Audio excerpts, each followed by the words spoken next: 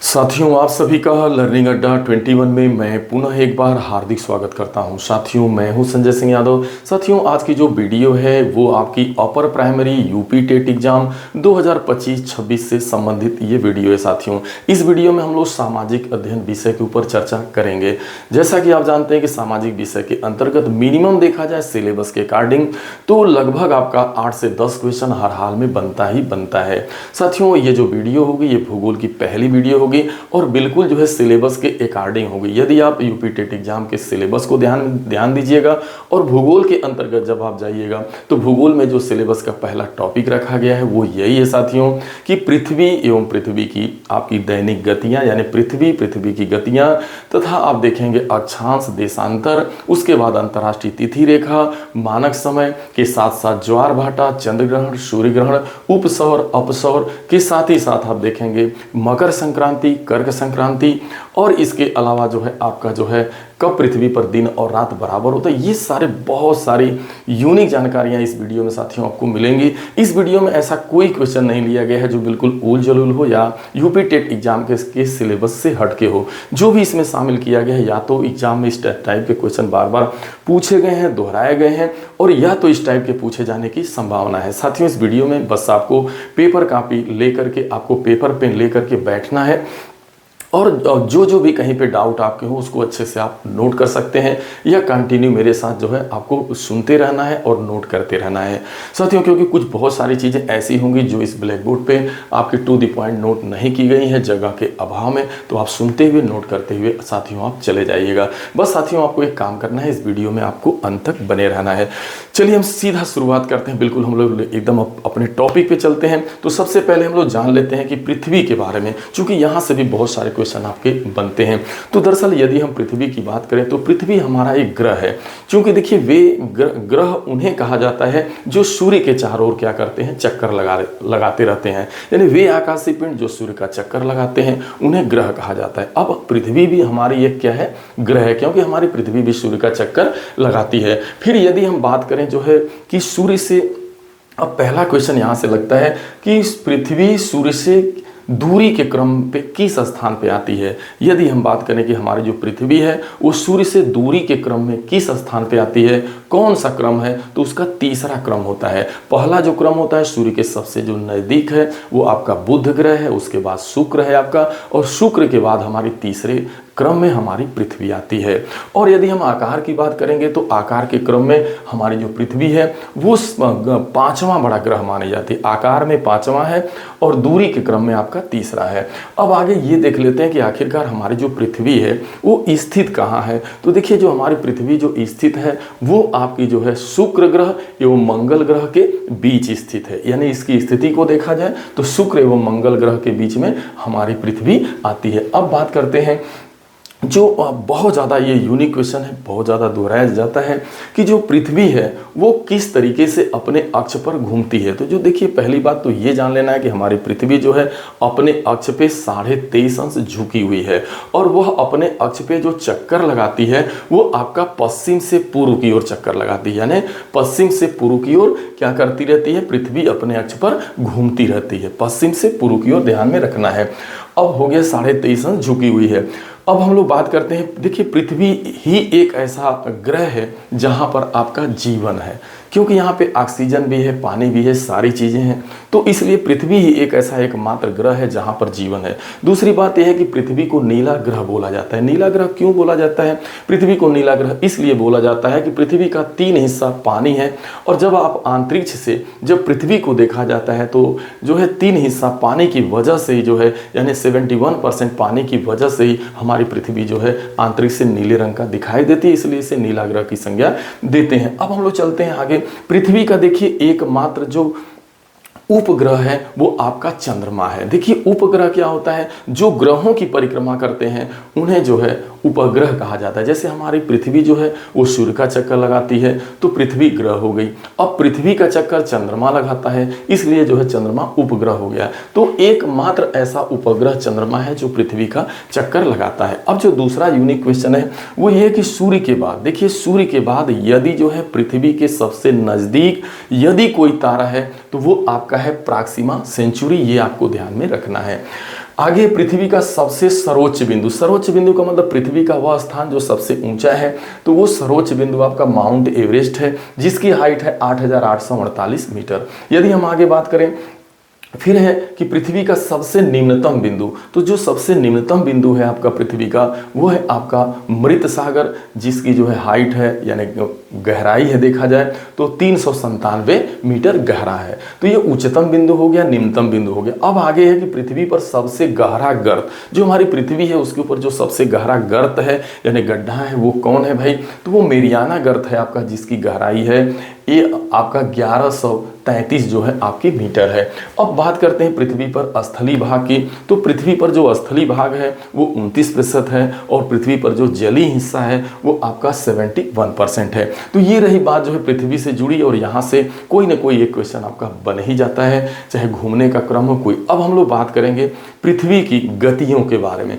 तो देखिए जो पृथ्वी है ना, उसके पास पृथ्वी की दो गतियां होती हैं। पृथ्वी की एक दैनिक गति है और एक आपकी वार्षिक गति है। दरअसल दैनिक गति को ही हम लोग परिभ्रमण कहते हैं और उसी को घूर्णन गति भी कहा जाता है, उसी को हम दैनिक गति भी बोलते हैं। एक होती है परिक्रमण कहते हैं, उसी को वार्षिक गति भी कहते हैं, या उसी को सौर वर्ष भी बोला जाता है। चूंकि देखिए हमारी जो पृथ्वी है वो पहली बात तो अपने अक्षांश पे 23.5 अंश झुकी हुई है। दूसरी चीज ये है कि वो अपने अक्ष पे चक्कर लगाती रहती है, और तीसरी चीज ये है कि हमारी पृथ्वी सूर्य का भी चक्कर लगाती रहती है। तो जो हमारी पृथ्वी है वो सूर्य का जब चक्कर लगाती है पूरा एक वर्ष ले लेती है, 365 सही 1/4 दिन यानी 6 घंटा।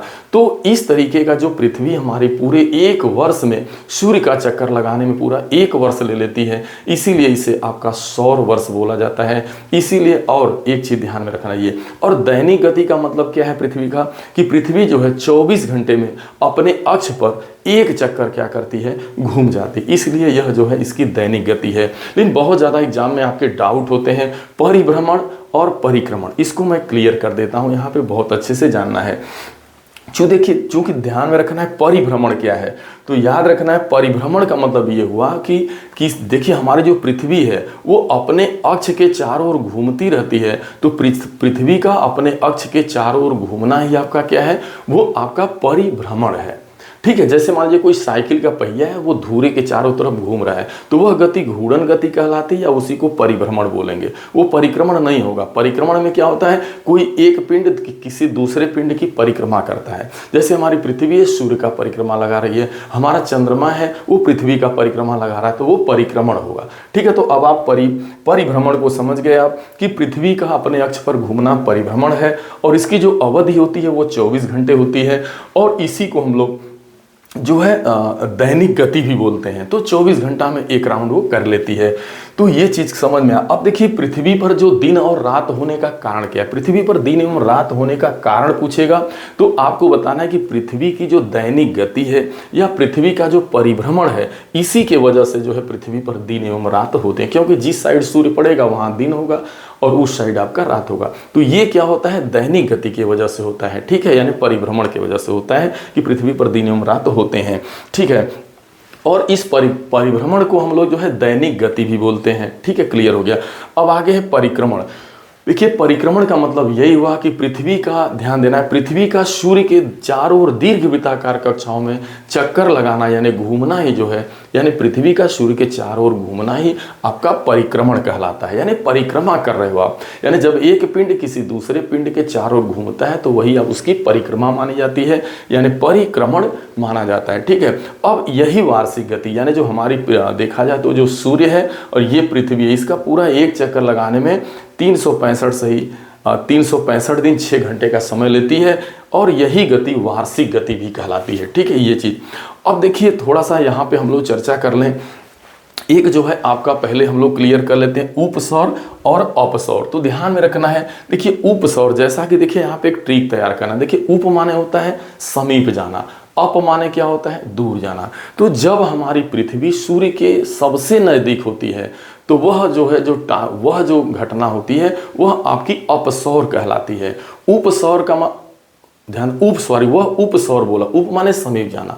तो जब पृथ्वी सूर्य के निकट होती है तो वह उपसौर बोला जाता है। जब जो हमारी पृथ्वी है वो सूर्य से उसकी दूरी बढ़ जाती है तो वह आपका अपसौर बोला जाता है। इसको मैं फिगर के माध्यम से क्लियर कर रहा हूँ। जैसे मान लीजिए ये आपका जो है यहाँ पे सूर्य हो गया, ठीक है। तो ये आपका यहाँ पे सूर्य है और मान लीजिए ये आपकी पृथ्वी है। तो जैसा कि आप जानते हैं कि पृथ्वी आपकी पूर्ण रूपेण गोल नहीं है बल्कि अंडाकार है।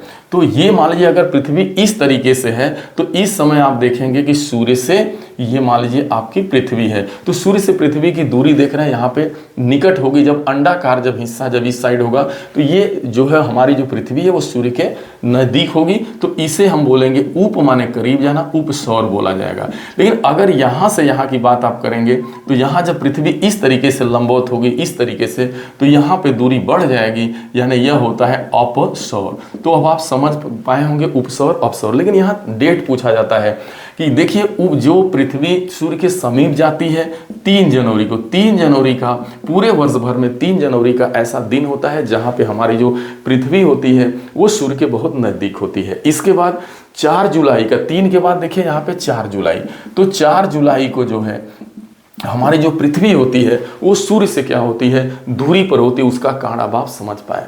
तो 3 जुलाई आपका उपसौर नज़दीक जाना, 4 जुलाई आपका, 3 जनवरी उपसौर और 4 जुलाई आपका अपसौर है। कारण आप समझ गए। तो ये चीज़ आपकी क्लियर हो गई। अब हम लोग आगे बढ़ते हैं ऋतुओं के परिवर्तन। देखिए वास्तव में ऋतुओं के परिवर्तन का कारण क्या है, क्यों जो है यहाँ पे जो पृथ्वी पर वर्ष भर जो है ऋतुओं में बदलाव होता रहता है, कभी जाड़ा कभी गर्मी कभी बरसात। तो ऋतुओं में बदलाव के प्रमुख 2 कारण है। पहला कारण कि पहली बात तो हमारी पृथ्वी जो है 23.5 अंश जो है अपने अक्ष पे झुकी है और मेन उसका कारण यह है कि वो जो है अपने अक्ष पे क्या करती रहती है, परिभ्रमण करती रहती है। यानी देखा जाए तो पृथ्वी की जो दैनिक गति है, डेली का अपने अक्ष के चारों तरफ घूमना, तो वो, और दूसरा जो होता है कि वो जो हमारी पृथ्वी है वो सूर्य का जो है क्या करती है, एक साल में जो वार्षिक चक्कर करती है। तो दैनिक गति एवं वार्षिक गति, पृथ्वी की दैनिक गति भी है और वार्षिक गति भी है। इन दोनों गतियों की वजह से ही ऋतुओं में क्या होता है, परिवर्तन होता रहता है। ये चीज़ आप अच्छे से समझ पाए होंगे। ऋतु में परिवर्तन का कारण अब आप समझ पाए। खास तौर से जो 4 आपकी ऋतुओं में जो परिवर्तन होता है। तो अब चलिए हम लोग बात करते हैं जो सबसे ज़्यादा परीक्षा में पूछा जाता है, वो आपका पूछा जाता है, वो है आपका कि 21 जून का समय। ध्यान में रखना है आपको, 21 जून का समय, 21 जून जिसे कहते हैं आपका कर्क संक्रांति। ये है आपकी कर्क संक्रांति। तो कर्क संक्रांति में दरअसल क्या होता है, ध्यान में रखना है। जैसे ये आपकी मान लीजिए पृथ्वी है और पृथ्वी पर ये आपकी होती है विषुवत रेखा, ठीक है। ये बिल्कुल विषुवत रेखा या इसी को बोलते हैं भूमध्य रेखा, यानी ये आपका विषुवत है या इसे भूमध्य रेखा बोलते हैं। अब इसके ऊपर वाले भाग को बोला जाता है उत्तरी गोलार्ध। ये गोला है, इसका आधा हो गया ऊपर उत्तरी गोलार्ध, नीचे आपका दक्षिणी गोलार्ध हो गया, ठीक है। ये चीज़ क्लियर। अब देखिए मान लीजिए इसके 23.5 अंश देखा जाए, 23.5 डिग्री नॉर्थ और 23.5 डिग्री आप देखिएगा तो साउथ जो है, तो ये आपकी होती है कर्क रेखा, ये आपकी है कर्क रेखा और नीचे है आपकी मकर रेखा। तो देखिए 21 जून का जो समय होता है ये कर्क संक्रांति होती है। कर्क संक्रांति का कारण क्या है, क्या कारण है कि उत्तरी गोलार्ध का सबसे बड़ा दिन किस तारीख को होता है, ये सब क्लियर हो जाएगा। तो आपको समझना है कि जब आपका सूर्य जो है, जब आपका सूर्य यहाँ पे बिल्कुल जो है कर्क रेखा के लंबवत होता है। देखिए 21 जून को जो सूर्य होता है वो कर्क रेखा के बिल्कुल लंबवत होता है, यानी यहाँ पे होता है, इस तरीके से चमकता है।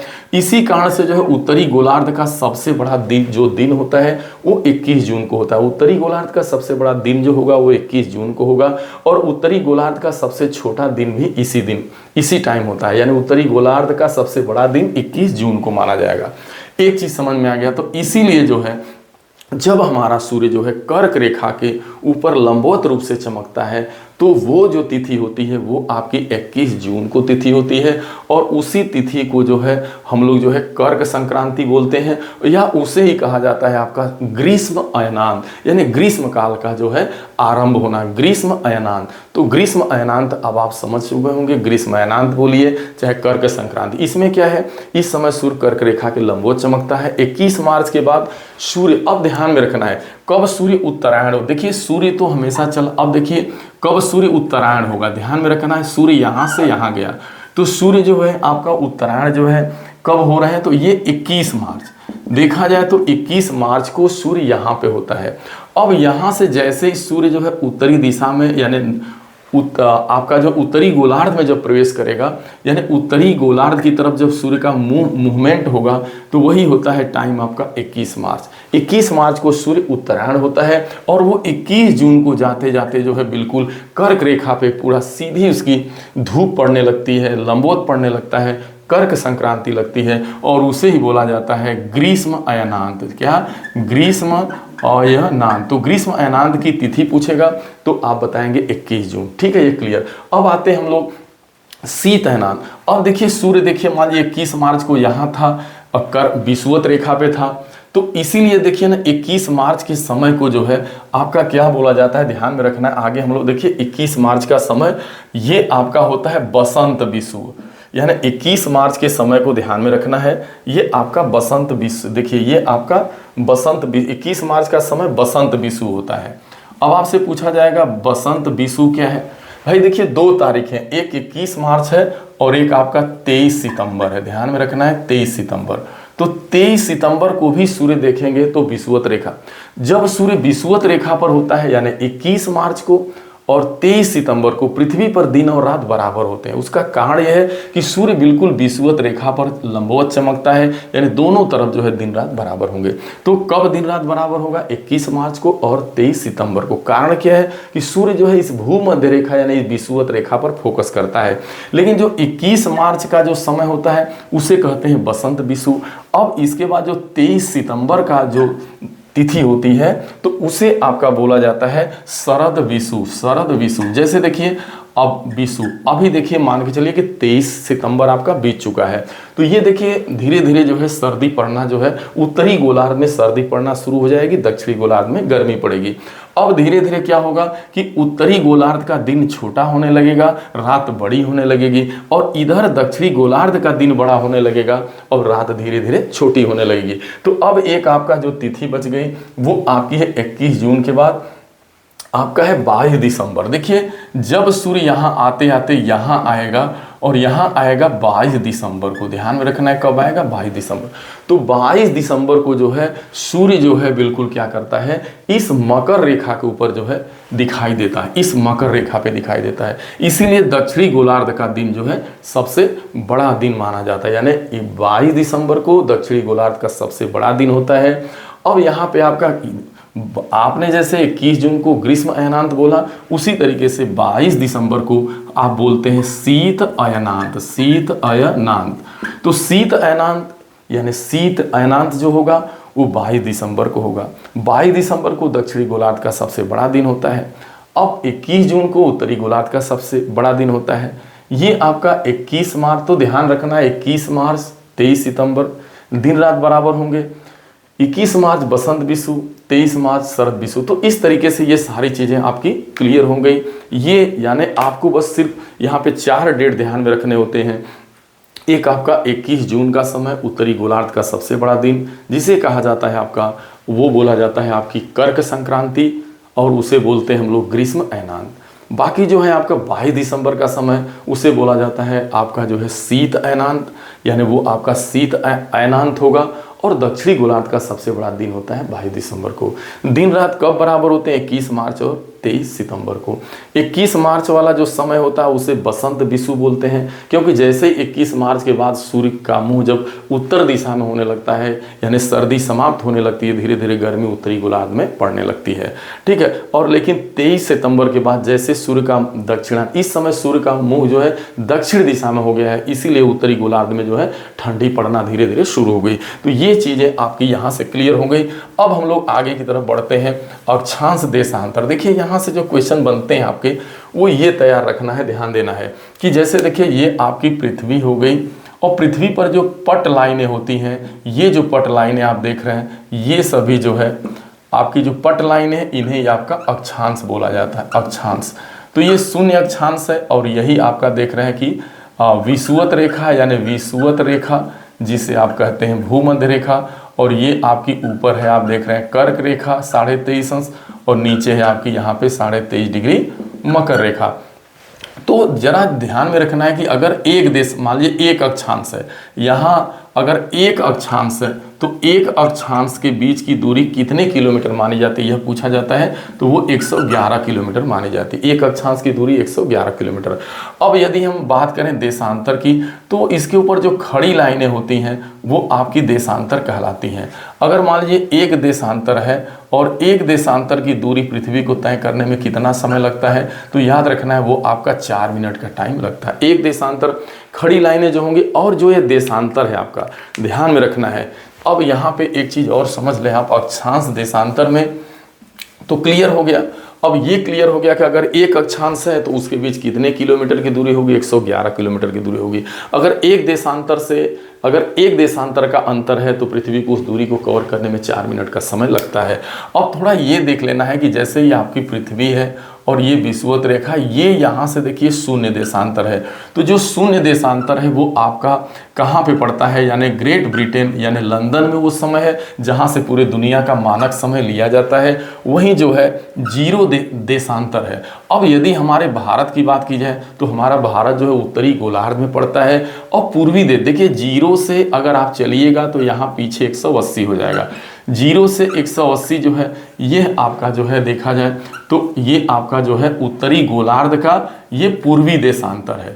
ये क्या बोला जाता है, पूर्वी देशांतर। और जो पश्चिमी देशांतर होगा वो पीछे होगा आपका, वो 180 से देखा जाए अगर पीछे आएंगे, मान लीजिए इसको 3 या 0 के बाद 180 से 360 ही मान लीजिए, तो ये वाला जो होता है इसको बोला जाता है पश्चिमी आपका देशांतर, ये पूर्वी देशांतर। तो हमारा भारत जो है पूर्वी देशांतर में स्थित है। ठीक है।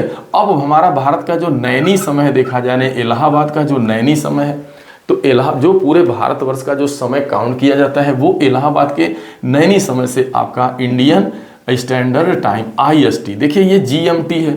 तो GMT को कहाँ लिया गया, ग्रीनविच टाइम। ये आपका ग्रेट ब्रिटेन लंदन यानी से लिया गया शून्य देशांतर। अब अपने भारत का जो है जो IST टाइम वो 82.5 डिग्री आपका पूर्वी देशांतर है। 82.5 डिग्री पूर्वी देशांतर। वो स्थित कहाँ है, इलाहाबाद के मान लीजिए नैनी यानी इलाहाबाद के नैनी स्थान पर वो पॉइंट बनाया गया है। अगर वहाँ से बात की जाए, अगर आपका मान लीजिए लंदन का मान लीजिए रात्रि का मान लीजिए ठीक दिन का 12 बज रहा है, अगर मान लीजिए लंदन में ठीक दिन का 12 बज रहा है तो जो भारत का समय है वो वहाँ से 5.5 घंटा आगे चलता है। यानी अगर भारत के नैनी वाला जो जगह जहाँ से लिया गया है वहाँ की हम बात करेंगे तो यहाँ पे दिन का 5.5 आपका बज रहा होगा। तो ये है कि भारत का जो मानक समय है वो कहाँ से निर्धारित किया गया है, तो इलाहाबाद के नैनी नामक स्थान से उसे निर्धारित किया गया है। वो 82.5 पूर्वी देशांतर पे वो पॉइंट आपका स्थित है। जो पूरे विश्व का जो टाइम देखा जाता है वो शून्य देशांतर से है, यानी वो आपका GMT है, यानी वो ग्रीनविच टाइम यानी वो आपका ग्रेट ब्रिटेन लंदन से वो पॉइंट लिया गया। तो ये आपको क्लियर रखना है। अब इसके बाद एक होती है अंतर्राष्ट्रीय तिथि रेखा।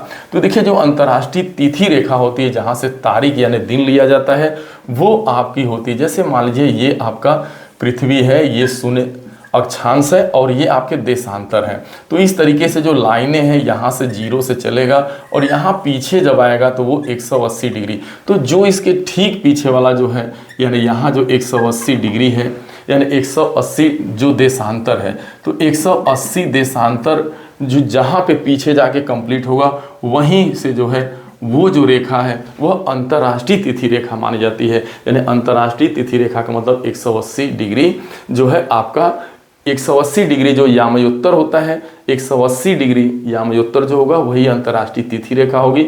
वहाँ से तिथि को डिसाइड किया जाता है। लेकिन जहाँ शून्य देशांतर है वहाँ से पूरे दुनिया के मानक समय को लिया जाता है। यदि हम भारत के मानक समय की बात करें तो जो भारत का मानक समय है वो 82.5 पूर्वी देशांतर से लिया गया है और वो स्थान कहाँ है आपका, इलाहाबाद के नैनी। तो ये भी आपका सब क्लियर हो गया।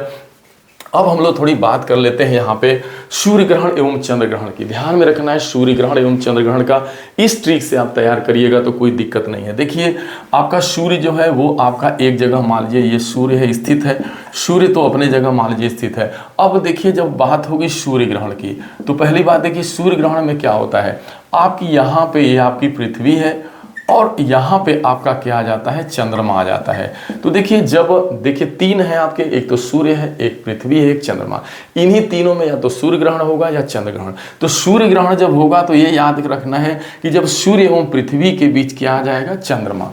सूर्य एवं पृथ्वी के बीच जब चंद्रमा आएगा, तो जब सूर्य ग्रहण की बात करेगा तो बीच में चंद्रमा जरूर आएगा। ये ध्यान में रखना है कि सूर्य ग्रहण की बात करेगा तो चंद्रमा बीच में आ जाएगा। अब चंद्रमा जब बीच में आ जाएगा तो इसकी छाया पृथ्वी पर पड़ेगी, जिसके वजह से सूर्य ग्रहण आपका दिन में ही जो है आपका सूर्य दिखाई नहीं देता है। तो ये आपका सूर्य ग्रहण। सूर्य ग्रहण में यही पूछता है कि किस स्थितियों में सूर्य ग्रहण आपका लगता है। तो जब आप बताएंगे सूर्य एवं पृथ्वी के बीच में जब चंद्रमा के आ जाने की वजह से सूर्य ग्रहण आपका लगता है। और यह देखिए आपका जो सूर्य ग्रहण होता है यह अमावस्या के दिन लगता है। ध्यान में रखना है, यह आपका कब लगता है, तो सूर्य ग्रहण आपका जो होता है वो अमावस्या के दिन लगता है।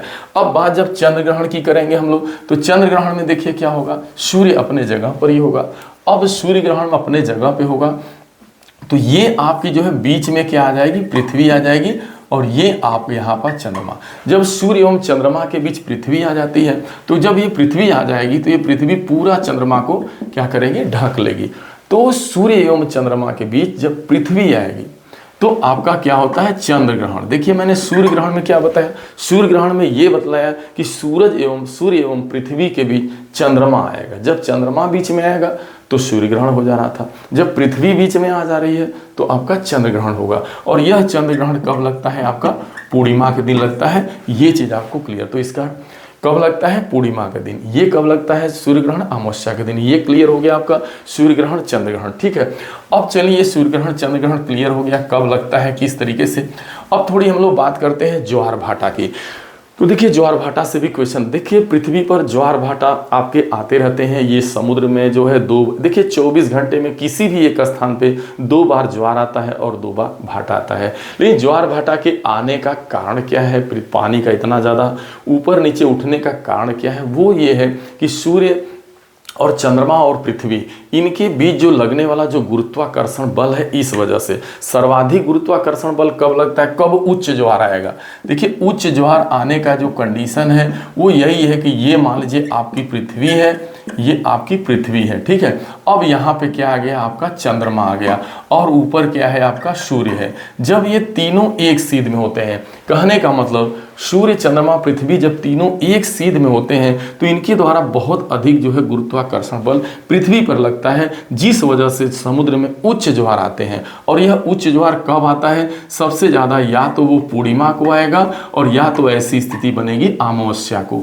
यानी पूर्णिमा एवं अमावस्या इन दोनों तिथियों को आपको जो है उच्च ज्वार देखने को मिलता है। लेकिन अब निम्न ज्वार देखने को कब मिलेगा, तब मिलेगा जब सूर्य मान लीजिए यहाँ पे है और पृथ्वी आपकी यहाँ पे है। अब आपका जो चंद्रमा है वो इसके मतलब इनके बीच जब लंबवत संबंध हो जाए, यानी चंद्रमा जो है पृथ्वी सूर्य ये तीनों एक सीध में न होकर के जब लंबवत कंडीशन में होते हैं, 90 डिग्री के एंगल पे होते हैं, तो ऐसे कंडीशन में जो है आकर्षण बल कम लगता है, जिसकी वजह से निम्न ज्वार आता है। अब निम्न ज्वार जब आता है तो वो कब आएगा, या तो सप्तमी को आएगा या तो अष्टमी को आएगा। वो सप्तमी या अष्टमी कृष्ण पक्ष की भी हो सकती है और शुक्ल पक्ष की भी हो सकती है। तो शुक्ल पक्ष की सप्तमी अष्टमी को या कृष्ण पक्ष की सप्तमी अष्टमी को आपका निम्न ज्वार आता है। बाकी कृष्ण पक्ष पूर्णिमा एवं अमावस्या के दिन आपका हमेशा उच्च ज्वार आता है, उच्च ज्वार भाटे आते हैं। अब देखिए उच्च ज्वार भाटा जब आएगा, यानी देखिए एक कंडीशन होता है उच्च ज्वार, सिजगी आता है, प्रश्न में पूछा गया सिजगी क्या है। तो सिजगी का मतलब होता है यह ज्वार भाटा से संबंधित है। जब उच्च ज्वार का कंडीशन होता है, जिस समय समुद्र में उच्च ज्वार भाटा आता है, वह स्थिति हमारी सिजगी कहलाती है। सिजगी में क्या होगा कि आपका जो सूर्य है, चंद्रमा है, पृथ्वी तीनों एक सीध में होंगे। तो इस कंडीशन में आपका जो है कहने का मतलब जो है वो सिजगी होगी और उच्च ज्वार आएगा। साथियों इस तरीके से आपने देखा पूरी वीडियो में, थोड़ा समय जरूर लगा यहाँ पे आपका ये चीज़ डिसाइड करने में ध्यान रखना है। बहुत ज़्यादा क्वेश्चन शीत अयनान, ग्रीष्म अयनान, शरद विषु और जो है आपकी शरद विषु, और आपकी जो है ये शरद विषु के बाद आपका जो है शरद विश्व बसंत विश्व सॉरी। तो जो 21 जून का समय है वो ग्रीष्म अयनांत होता है। जो आपका 22 दिसंबर का समय है वो शीत अयनांत होता है। जो 21 मार्च का समय है वो आपका ग्रीष्म विषु सॉरी वो आपका बसंत विषु होता है। जो 23 सितंबर का जो दिन है जो अभी देखा जाए तो हाल में बीता है वो शरद विषु का संकेत करता है। उत्तरी गोलार्ध का सबसे बड़ा दिन। ये सारी चीज़ें बहुत क्लियर हो गई हैं उपसौर अब सौर पृथ्वी से जुड़ी। तो साथियों मैं आशा ही नहीं पूरी उम्मीद करता हूँ कि ये वीडियो साथियों जरूर बड़ी हुई है, जहाँ पे पूरी इतने सारे क्वेश्चन को एक साथ कंक्लूड किया गया हो और सारी चीज़ों पे चर्चा करनी हो, प्लेस का भी अभाव है। तो ऐसे कंडीशन में साथियों वीडियो थोड़ी बड़ी हो जाती है, इसके लिए मैं क्षमा चाहता हूं साथियों। और बार बार जो है उसमें रिपीटेशन जरूर हुआ होगा, इसके लिए भी क्षमा प्रार्थी है। कॉन्सेप्ट को क्लियर करने के लिए कहीं ना कहीं बार बार रिपीट करने की जरूरत हो जाती है। साथियों यदि वीडियो अच्छी आपको लगे तो आप इसे अपने लोगों के बीच जरूर शेयर करिएगा। इसके बाद मैं आपके बीच सेकेंड वीडियो लाऊंगा, वो बिल्कुल एकदम जो भूगोल की दूसरी वीडियो होगी बिल्कुल एकदम सिलेबस के अकॉर्डिंग होगी, बिल्कुल क्रमवार होगी। हम लोग 8-10 वीडियो के अंतर्गत पूरे जो है सिलेबस को जो है मात्र 8-10 वीडियो के अंदर ही हम लोग पूरा कवर कर लेंगे। साथियों यदि आप नए हैं, अभी तक आपने लर्निंग अड्डा 21 चैनल को सब्सक्राइब नहीं किया है, सब्सक्राइब कर लीजिएगा, प्यारा कमेंट दीजिएगा। साथियों मिलते हैं अगली वीडियो में, तब तक के लिए आप सभी को ढेर सारी शुभकामनाएं। Thank you so much.